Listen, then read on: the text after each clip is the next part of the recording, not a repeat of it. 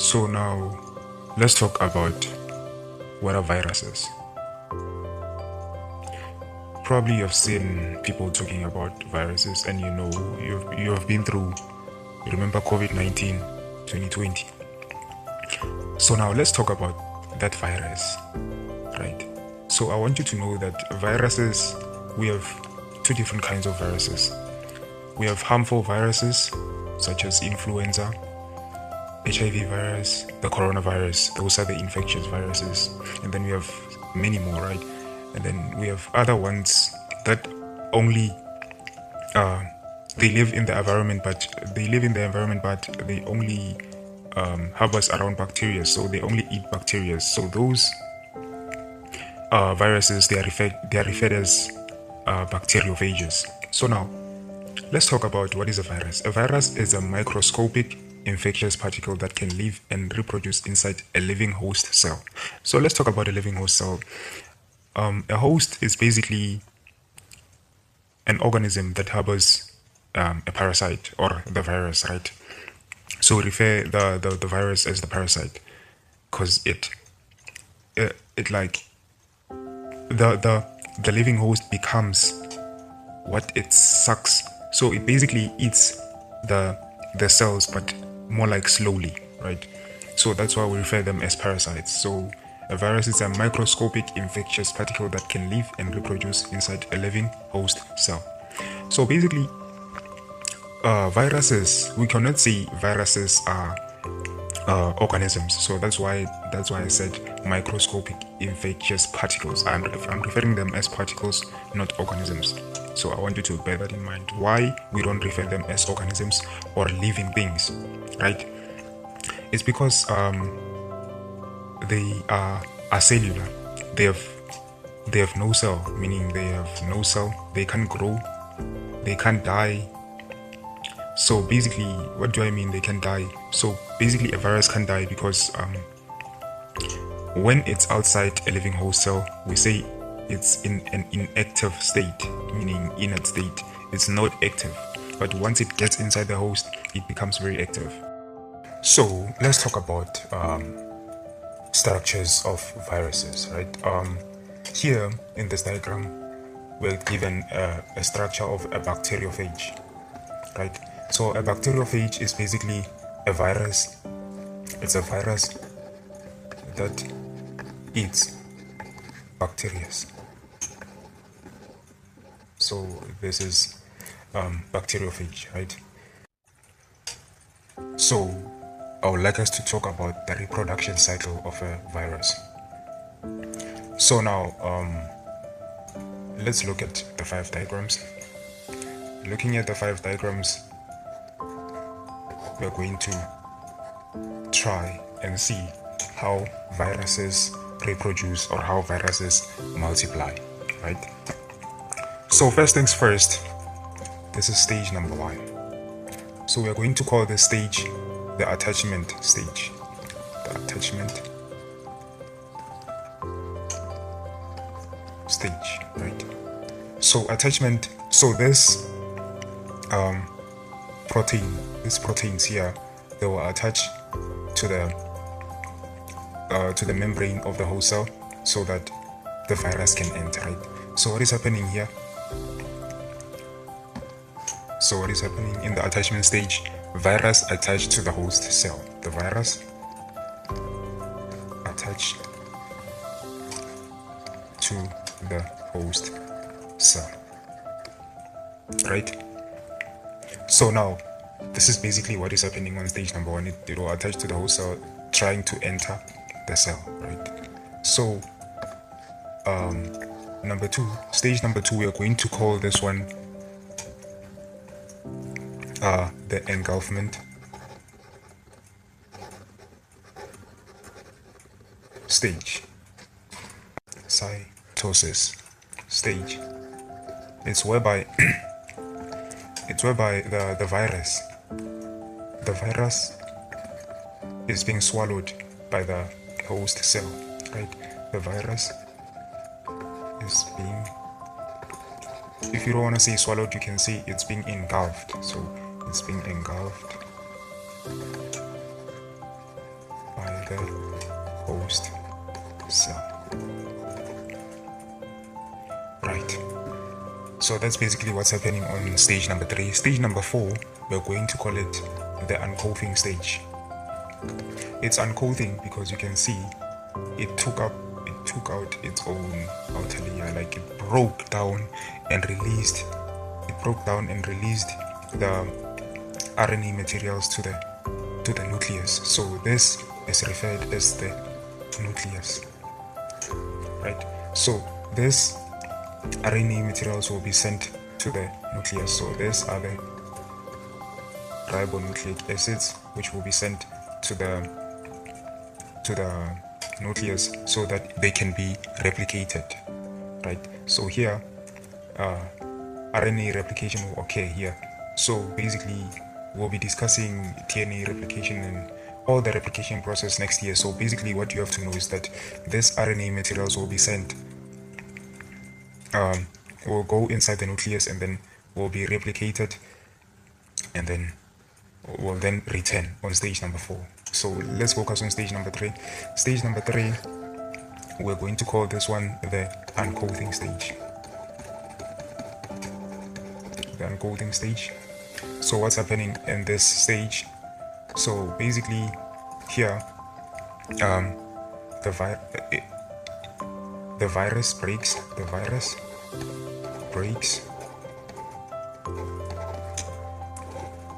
and releases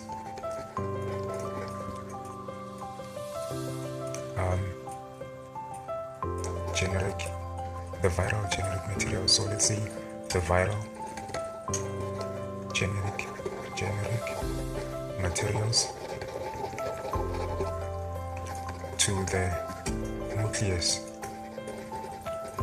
of the host cell. So what will then happen? RNA will be replicated. So that's what will be happening. Hence you can see in this arrow, so that the RNA will go inside here, and in this stage the RNA will be replicated. So here RNA replication will occur. RNA replication, okay. So now let's look at stage number 4. Stage number 4 is the replication stage. So basically here that replication occurred, right? So the replication occurred and then now it comes back. So we're going to call this one stage number 4. We're going to call it the replication stage.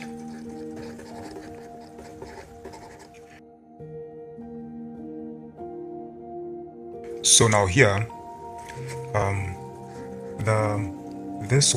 the RNA that is from the nucleus will refer these ones as the messenger RNAs, because they went inside and copied the message and they are returning with the message, right?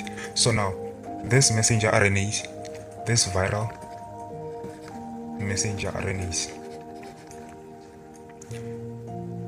will be used to make viral proteins. So remember, proteins are these things, right? So this one is a spike protein, right? So these are the proteins that I want you to know. So basically this messenger RNA will then return to this messenger RNA will be used to make these proteins, right? And then now stage number 5, it's called the assemble and release stage. So basically here the viral particles, or we can say new viral particles, so let's just say new, we'll say new viral particles are made.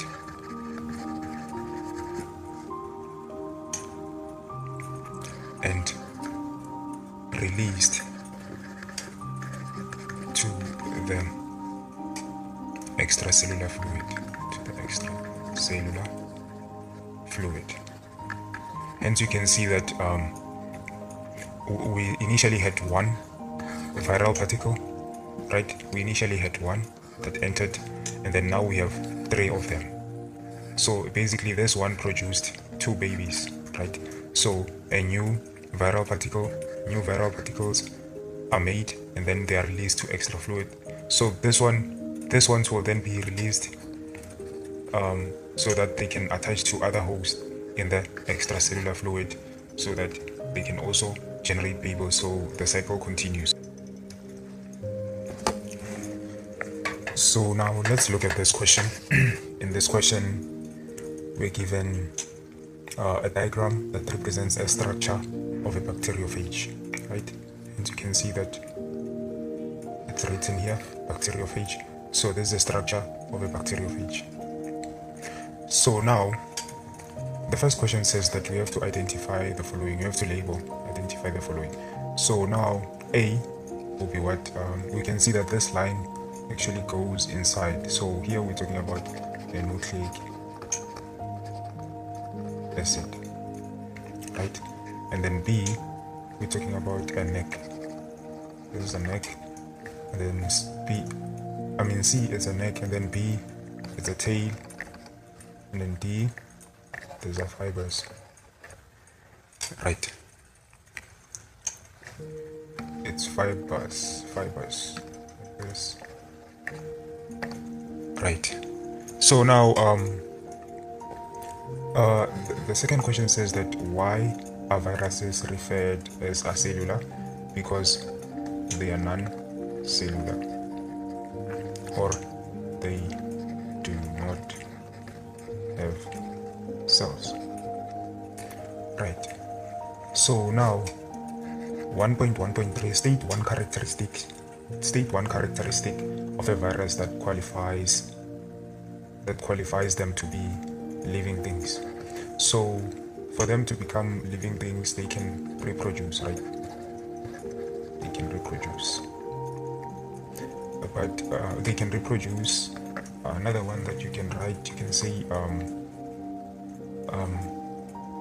they consist of generic materials such as DNA or RNA, right? And then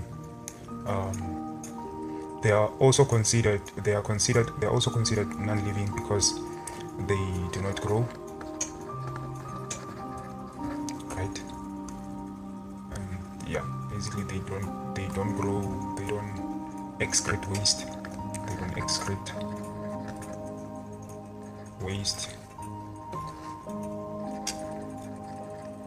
right? They don't grow, they don't excrete waste. So that's basically how you're going to answer 1.3. So you'll choose one. If, let's say for instance, your answer was can reproduce, they reproduce, that's 1 mark, that's what they need basically.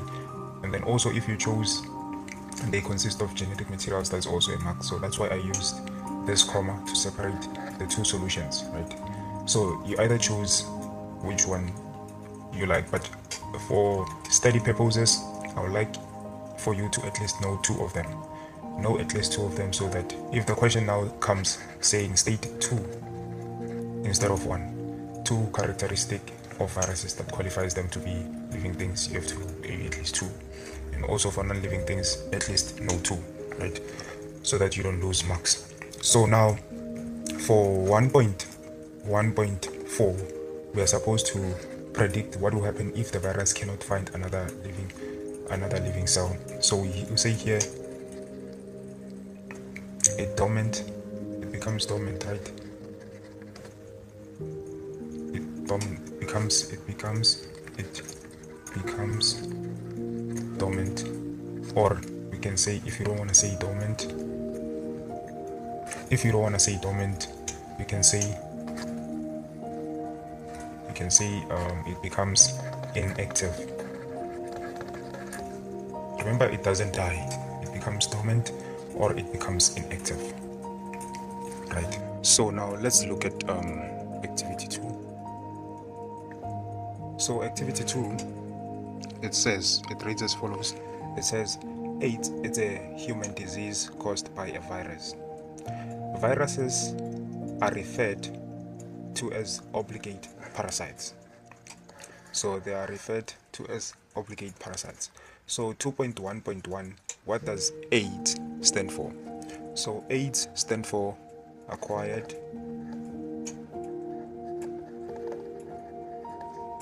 immune deficiency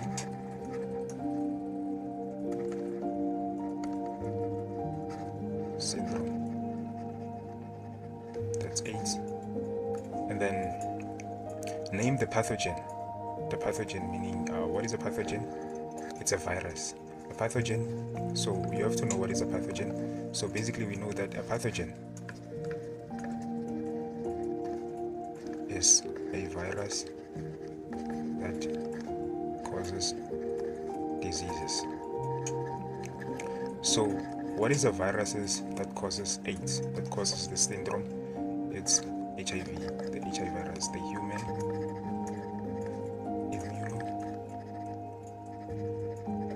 immunodeficiency virus. The human immunodeficiency virus, meaning this virus will attack the immune system, right? So now here you'll say HIV or human immunodeficiency virus, and then why are viruses referred as being obligate parasites? So because they can't live without a host, right? Remember, obligate means you are being forced to live. This one's obligate parasites means being unable to live without a host, right? So why are viruses referred to as being obligate parasites? Because they cannot live. I mean, they can live without a host, but they cannot reproduce without a host. They cannot reproduce without a host. So that's what you have to know, is that they cannot reproduce without a host. So now let's look at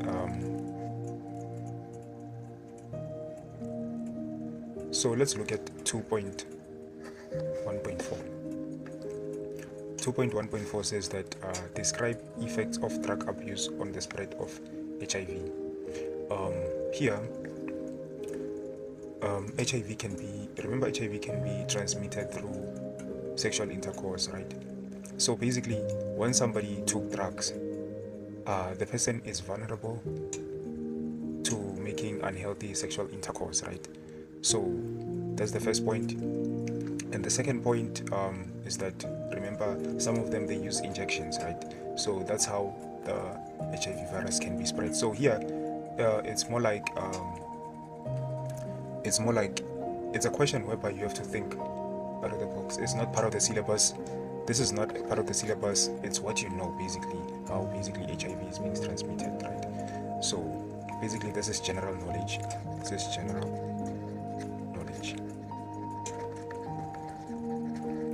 So you're going to write it on your own and figure it out. You all know how AIDS is being transmitted. So now, let's say for instance you are using drugs.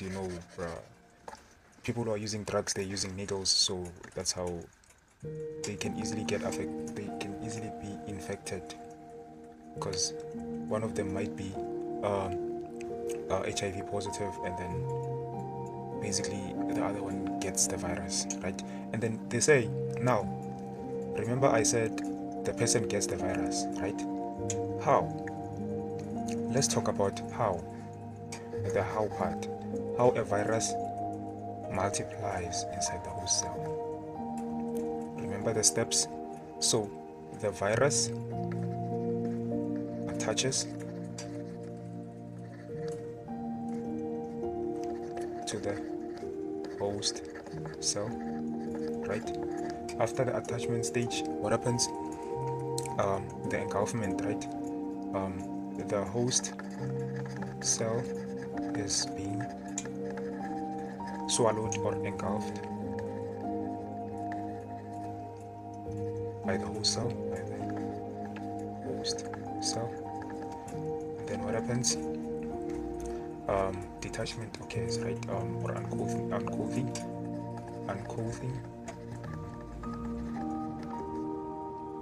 Or this is the unclothing stage, which states that the virus breaks and releases RNA materials to the nucleus of the host cell. Right. So number 4, replication. So now replication, the messenger RNA, the viral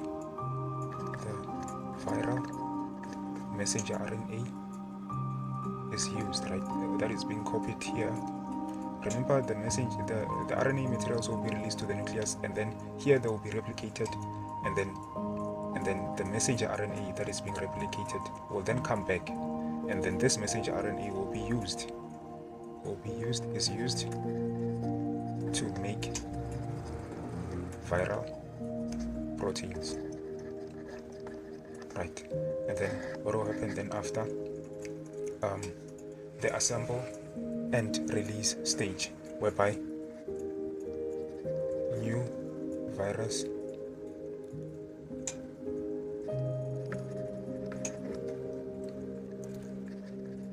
are then released, right, to the extracellular fluid, right? It's then being released to the extracellular fluid. So basically, that's how the virus multiplies.